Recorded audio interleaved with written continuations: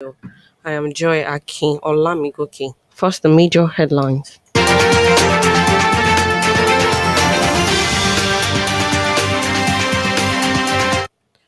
2 million Nigerians register online for CVR, says INEC. Along the foreign scene, jailed Chadian ex-leader Haysin Haber has died. And World Health Organization says only has week of medical supplies left in Afghanistan. And on the world of sports, Afghan women footballers evacuated by Australian government.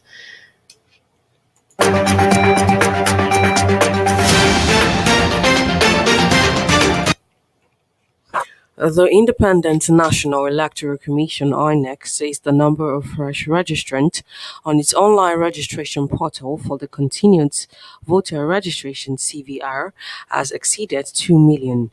INEC said this in a statement by its National Commissioner and Chairman, Information and Voter Education Committee, Mr. Festus Okoye, in Abuja on Monday.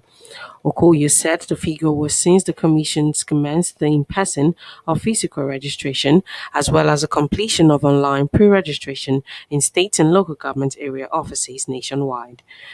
Okoye said that the update on the number of registrants who have completed their registration indicates that 234,516 were males, 195,802 were females, while 4,915 were persons with disabilities, and also that detailed distribution of the online and completed registration by state, FCT, age, gender, occupation, and disability had been uploaded on the Commission's website and social media platforms for public information.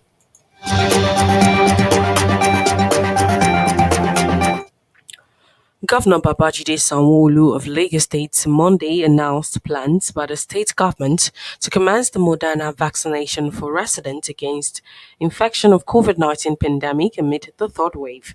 Sanwo-Olu, who spoke at the State House, disclosed that 299,992 doses of expected 601,000 of the Moderna vaccines marked for Lagos were received from the federal government.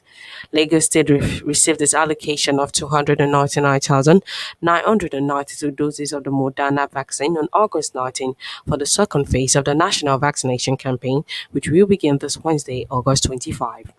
Sanwo-Olu explained that the state had developed an elaborate plan to administer the vaccines in 150 centers, noting that the increase in number of centers is to prevent the gathering of large crowds and ensure the campaign does not become a super spreader event. The governor also assured that the second batch of AstraZeneca vaccine was expected in 1 week, warning against combining the two types of vaccine.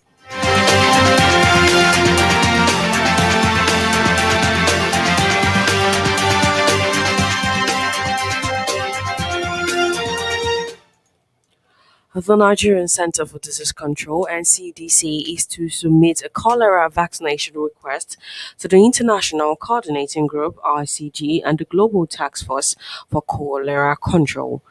The Director General (NCDC), Mr. Chike Kwazo, told the newsman today in Abuja that the center will also submit the request to the National Primary Healthcare Development Agency. Kwazo noted with concern that deaths arising from cholera had risen to 1,768 as at August 15th. Ikwazi said the center will soon conduct training on cholera surveillance, hotspot mapping, and development of state-level preparedness and response plans ahead of subsequent cases. He said the center has recorded challenges in accessing some communities with the needed intervention due to security issues, highlighting that open defecation in community had also been a major contributor, lack of potable water in rural communities, inadequate manpower for cholera outbreak, as well as an insufficient vaccine to go around the affected local government areas had been attributed as challenges being encountered in the course of responding to the outbreak.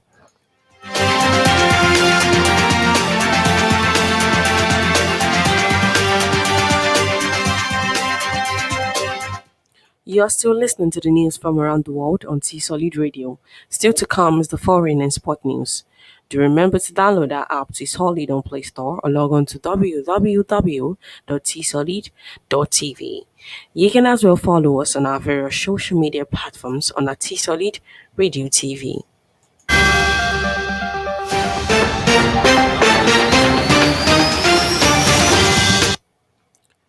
And moving on to the foreign scene, former Chadian President Haysin Haber, who was serving a life term in Senegal for war crimes and crimes against humanity, has died. Senegalese Justice Minister Malik Sall said today that he was 79 years of age as at the time of his death and that he had died of COVID-19. Hamba seized power in Chad in 1982, fleeing to Senegal in 1990 after he was in turn overthrown and was jailed in Senegal's capital Dakar in 2016 after an African Union-backed trial over abuses committed during years of iron-fisted rule. The ex-dictator was released on the 2-month valor last year, designed to protect him from the coronavirus. He nonetheless added that Amba will go down in history as one of the world's most pitiless dictators, a man who slaughtered his own people to seize and maintain power.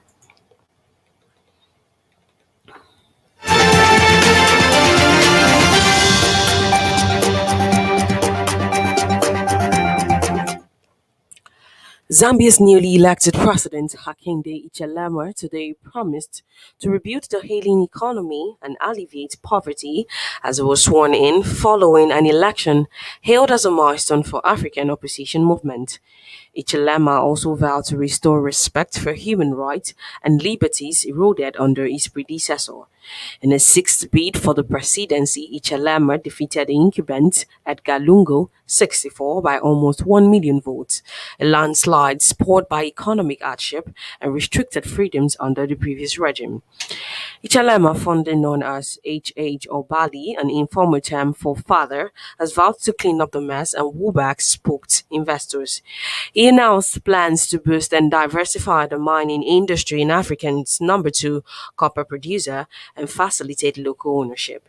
He also promised to crack down on political thuggery and repression of dissent under Lungu, reassuring independent media that they would no longer face tear gas or shutdowns.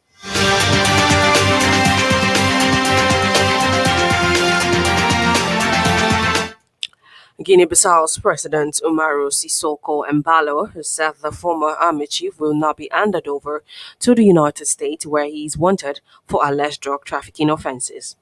Last week, the United States authorities announced a $5 million booty for information leading to the arrest of Antonio Injahai.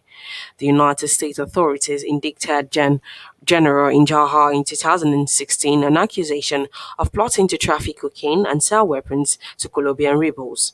The United States Department says he has been subjected to United Nations travel ban since May 2012 because of his participation in a coup that year.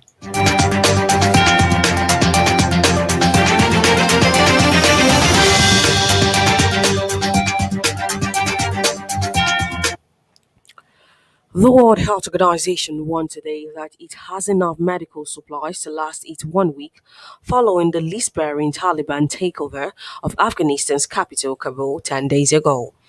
The head of WHO's Eastern Mediterranean region, stretching from Morocco to Afghanistan, Ahmed Al-Madari, said WHO now only has enough supplies in country to last for 1 week. Medhari said the 500 metric tons of medicines and supplies stored in Dubai were unable to be delivered due to the chaotic evacuation efforts at Kabul airport, which does not have the capacity to receive commercial flights. On Sunday, the World Health Organization and UNICEF jointly called for an immediate establishment of a reliable and robust humanitarian air bridge to sending supplies. United States-led troops have ramped up operations to get thousands of people out of Kabul after the Taliban warned that they would not allow the United States to extend an August 31st deadline of a complete withdrawal. About 50,000 foreigners and Afghans have left the country from Kabul's airport since the Taliban swept into power 10 days ago, according to the United States government. Meanwhile, many Afghans fear a repeat of the brutal interpretation of Sharia law that the Taliban implemented when first in power from 1996 to 2001.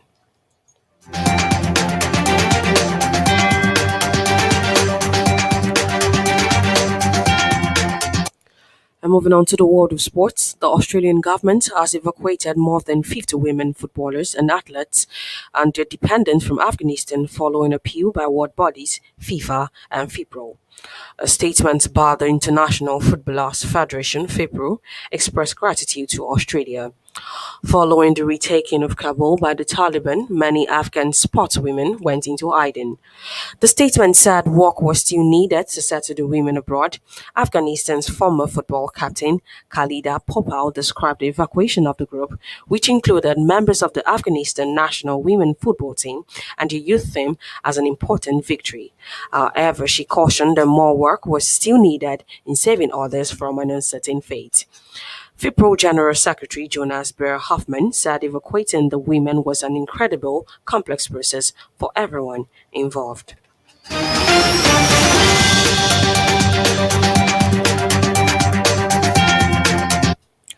And finally, FC Barcelona forward Ansu Fati has returned to training with the Spanish La Liga club's first-team squad following a lengthy layoff through injury. The 18-year-old missed the second half of last season after tearing the meniscus in his left knee in November 2020. Fati sustained the injury during FC Barcelona's 5-2 victory over Real Madrid at Camp Nou and has subsequently undergone three operations. However, he is closing in on a return to action after being photographed back on the training pitches at FC Barcelona's Ciutat Esportiva Joan Campa training ground today.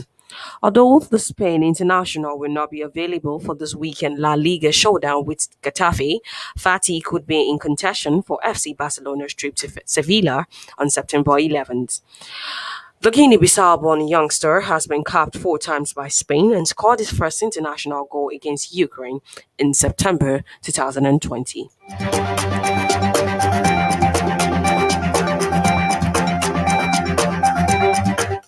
With that, we've come to the end of the news, a recap of the major headlines. 2 million Nigerians register online for CVR, says INEC. And on the foreign scene, jail Chadian ex-leader Haysin Haber has died. World Health Organization says only has a week for medical supplies left in Afghanistan. And on the world of sports, Afghan women footballers evacuated by Australian government.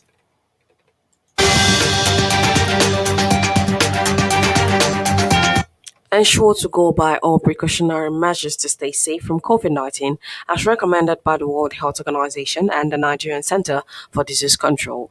Do remember to download our app T-Solid on Play Store or log on to www.tsolid.tv. You can as well follow us on our social media platforms on our T-Solid Radio TV.